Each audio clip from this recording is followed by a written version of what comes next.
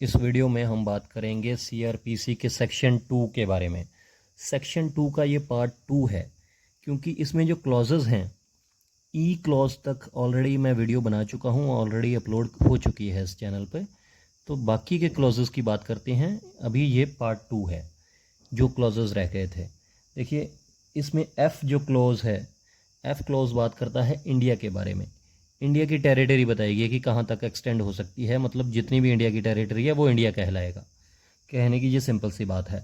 जी clause बात करता है इंक्वायरी के बारे में। इंक्वायरी इसमें बताया गया है कि इंक्वायरी अलग है और ट्रायल अलग है। इंक्वायरी और ट्रायल का क्या मतलब, डिफरेंस क्या है? ट्रायल की हालांकि इसमें डेफिनेशन नहीं दी गई है, लेकिन ट्रायल के बारे में सिंपल बता देता हूँ कि ट्रायल की जो प्रोसीडिंग्स होती हैं वो स्टेप बाय स्टेप होती हैं, उसमें पूरी जुडिशियल प्रोसीडिंग्स होती हैं।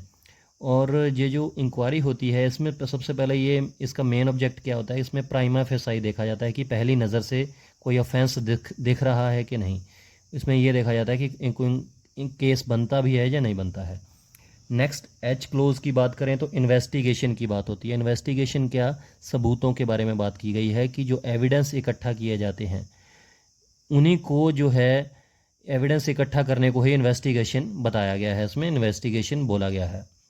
उसके बाद आई जो क्लॉज है वो जुडिशियल प्रोसीडिंग्स की बात करता है कि जो भी कोर्ट के अंदर मजिस्ट्रेट के द्वारा या जज के द्वारा और कोर्ट के द्वारा प्रोसीडिंग्स चलाई जाती हैं किसी केस के लिए, उसी को जुडिशियल प्रोसीडिंग्स बोला जाता है। जो एविडेंस होते हैं वो ऑथ पे लिए जाते हैं। ऑथ का मतलब जो सौगंध, कसम खाकर एविडेंस, जो गवाही विटनेसेस गवाही देते हैं, तो उस तरीके से जुडिशियल प्रोसीडिंग्स होती हैं। ये जो क्लॉज है, जे क्लॉज बात करता है लोकल ज्यूरिसडिक्शन की। लोकल ज्यूरिसडिक्शन मतलब या तो स्टेट गवर्नमेंट ने किसी कोर्ट की एक सीमा तय कर दी गई हो कि इस कोर्ट की जो सीमा है वो यहाँ तक है और ये इसका लोकल ज्यूरिसडिक्शन कहलाएगा, या जो भी कोई कोर्ट है या जज साहब हैं, जो मैजिस्ट्रेट है, उनकी पावर जो है जिस एरिए तक उस कोर्ट की पावर होती है उसी को लोकल ज्यूरिसडिक्शन बोला जाता है।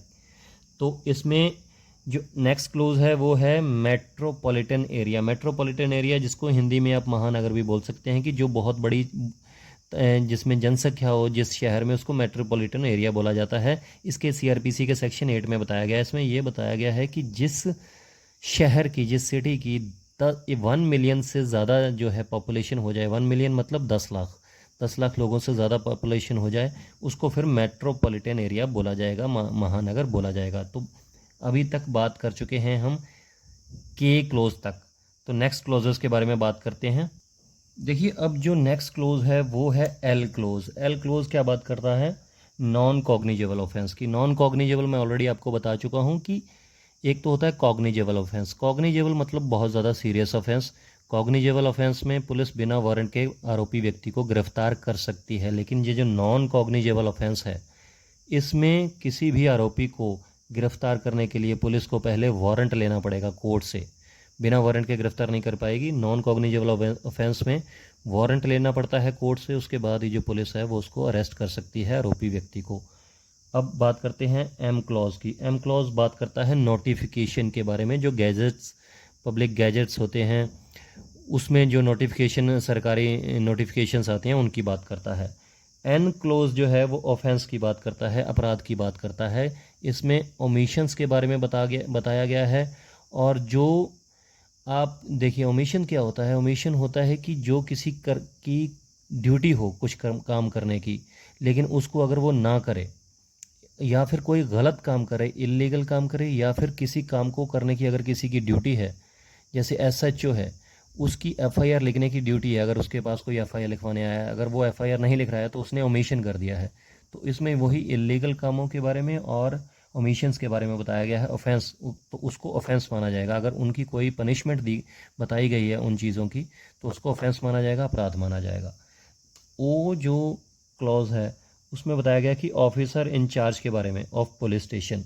ऑफिसर कौन होगा, इंचार्ज किसको बोला जाएगा पुलिस स्टेशन का? जो सबसे मेन जो अधिकारी होगा, जो सबसे ऊपर वाली रैंक वाला उस पुलिस स्टेशन में अधिकारी होगा, जो ऑफिसर होगा, उसी को ऑफिसर इंचार्ज बोला जाएगा। और इसमें यह भी बताया गया कि अगर वो ऑफिसर जो इंचार्ज है वो एब्सेंट है, किसी कारण से छुट्टी पर है, तो उसके बाद का जो नेक्स्ट सीनियर होगा, जो उससे जूनियर होगा, लेकिन बाकी सबसे सीनियर होगा, और कांस्टेबल से ऊपर वाली रैंक का होगा तो वो उसी को ऑफिसर इंचार्ज बोला जाएगा, या फिर स्टेट गवर्नमेंट के द्वारा किसी को अगर डायरेक्ट कर दिया गया कि वही ऑफिसर इंचार्ज है उस पुलिस स्टेशन का, तो वो ऑफिसर ऑफ इंचार्ज कहलाएगा। तो अभी तक हमने ओ क्लोज तक जो सीआरपीसी का सेक्शन 2 है वो कवर कर लिया है।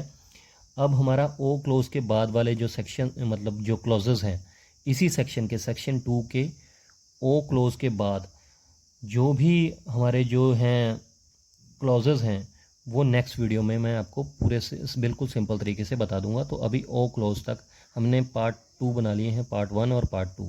तो पार्ट 3 में सारी जो सीआरपीसी का सेक्शन 2 है वो कवर हो जाएगा। उम्मीद करता हूँ क्लियर हो गया होगा आपको। कोई कन्फ्यूजन रह गई तो प्लीज़ कमेंट कीजिएगा। ये वीडियो कैसी लगी कमेंट ज़रूर कीजिएगा, लाइक कर दीजिएगा अगर अच्छी लगी तो, और चैनल को सब्सक्राइब कर दीजिएगा। नेक्स्ट वीडियो की ज़्यादा आपको वेट नहीं करनी पड़ेगी, क्योंकि कल तक आपकी जो नेक्स्ट वीडियो भी आ जाएगी जो कि सारे क्लॉजेस के बारे में बताएंगे हम ओ के बाद, क्योंकि LMNO उसके बाद P से स्टार्ट करेंगे वहाँ पे। तो पूरी आपके सेक्शन 2 जो है वो कवर हो जाएगा सीआरपीसी का। शुक्रिया, धन्यवाद।